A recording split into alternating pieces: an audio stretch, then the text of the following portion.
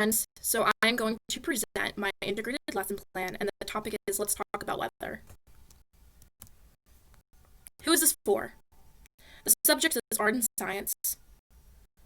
The grade level is first grade, and the time audited is 3 lessons out of a 45-minute time span for each lesson. Lesson rationale. Students will understand the importance of weather, different types of clouds, importance of precipitation, functioning of the water cycle. Incorporating art gives the students a visual idea of what the clouds look like. Incorporating groups gives the students time to develop collaboration skills. The key concepts of the lesson. How clouds are formed, different types of clouds, precipitation, basic components of the water cycle. Essential questions. So these are the questions that the students should be asking themselves throughout the lessons. How do clouds form? What are the different types of clouds? What is the water cycle? What are the different forms of precipitation? These are the standards that I use throughout the lessons. I use a National Art Standard, a PA Standard of Arts and Humanities, and a PA Science Standard. Artworks. 19th century British chemist Luke Howard introduced 3 basic types of clouds: cirrus, cumulus, and stratus. Goethe, who is a writer, was really inspired by Howard's findings and wrote a whole series of poems, and he dedicated them to him. And British romantic painter John Constable was also influenced by Howard and used different types of clouds in his art pieces.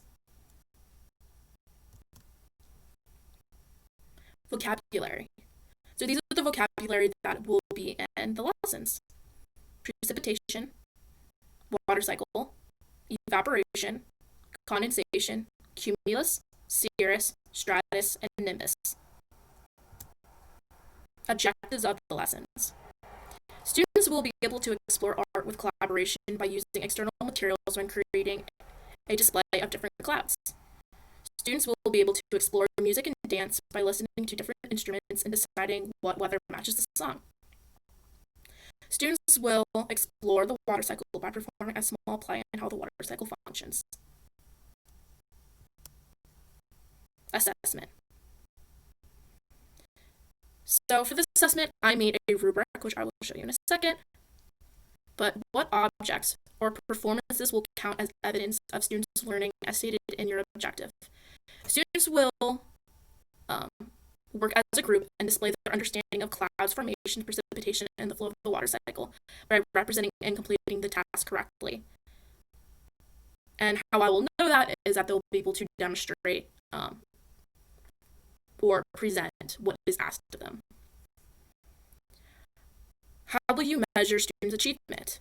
That they're able to collaborate with their classmates efficiently and effectively and correctly display what is asked. And I will be using the following rubric, which I'll show you right here. So it's based off of a 4-point scale, and the students will be graded every day.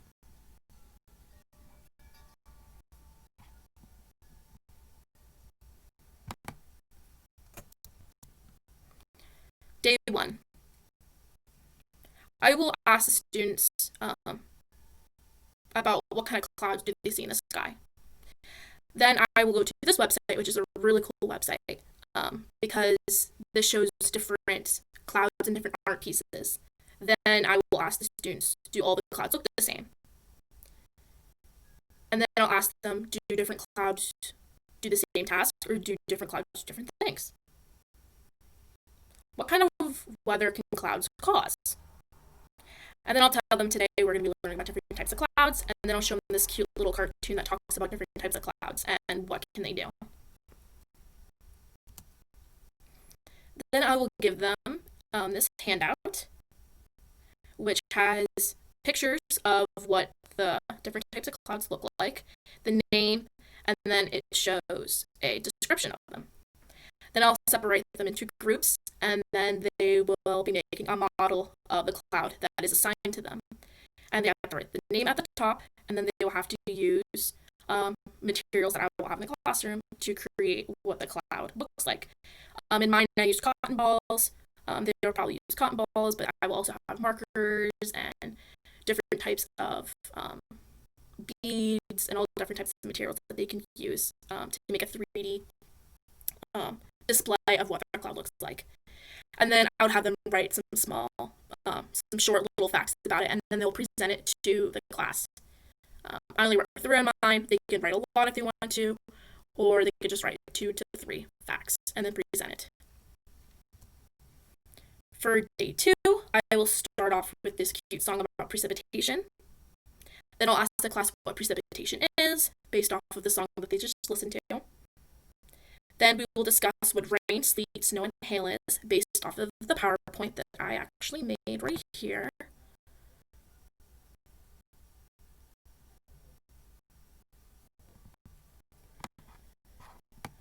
I actually made this PowerPoint, and it just goes through what precipitation is, and then each type of precipitation.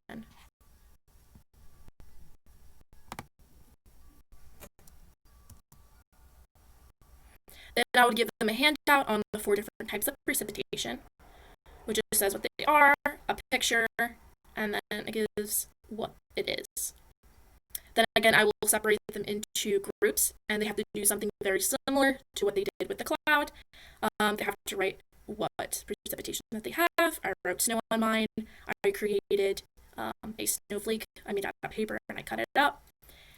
And then I wrote 2 facts about it, and then I would present it to the class. I show this in my demonstration, which will be the next slide.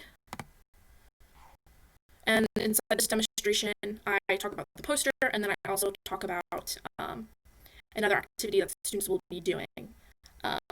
And I also do a video description when text comes up, so if students visually impaired, they know what is coming up on the screen.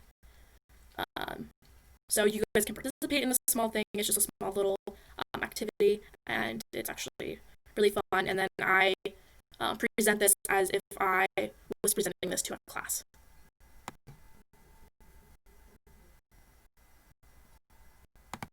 Hi friends, so we just went over different types of precipitation. We just went over the worksheet, and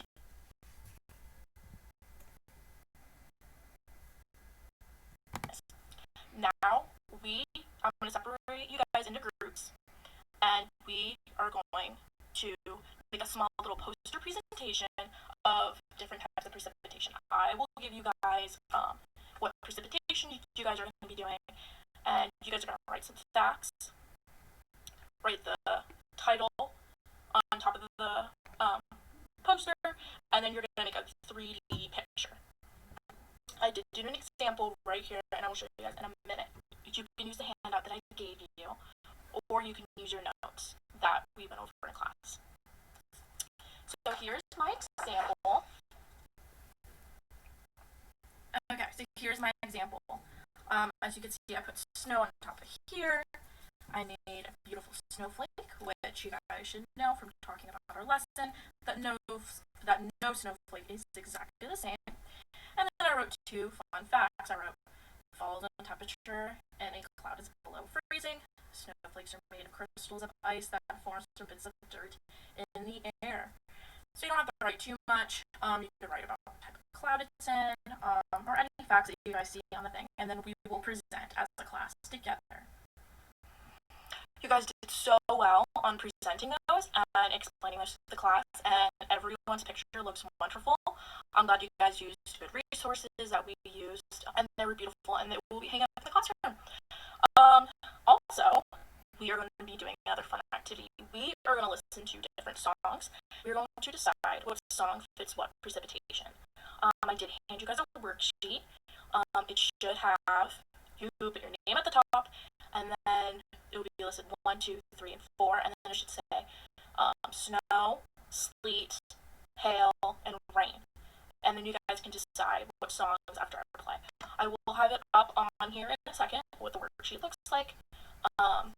and then we will follow along, and then you can decide, and then I'll show the answer key at the end of the video. This is the worksheet that we will be working on. It says name at the top, and then it says circle the song that matches the weather, and then it's listed 1, 2, 3, and 4, and each list says rain, snow, sleet, and hail. Here we go. Good luck and have fun. Song 1.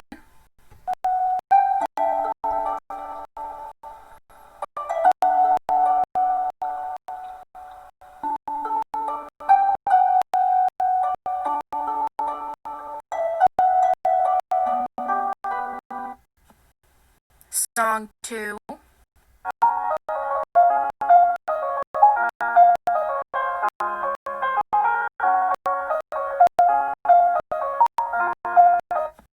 Song 3.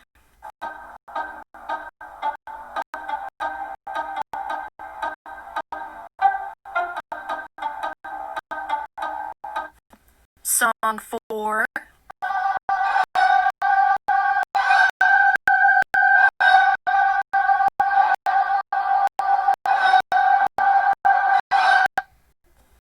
Answers. Number 1 is rain. Number 2 is snow.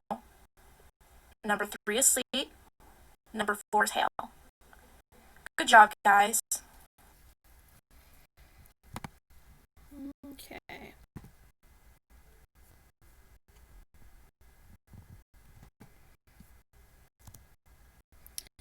For day 3, I will show this small little video about the water cycle. Then I'll ask the class what they know about the water cycle from our previous lessons. Then I will hand out this worksheet, and I'll have them do all the way up to stage 4, and they will be separated into groups, and then they will read this reading as a group and answer the questions. Then we will go over the questions, and then we'll do the last part here that says draw a diagram of the water cycle. We will work on it as a class, and I will draw it on the board, and then they will copy it, and we will go step by step together. Then I will separate the class into 2 groups again, and then I will give them each a role, and we will perform a small play about the water cycle and how it would look. And I'll give them a card about their role, and then we'll practice, and then we'll have the actual show. And that is it. That is my presentation. Thank you so much for listening.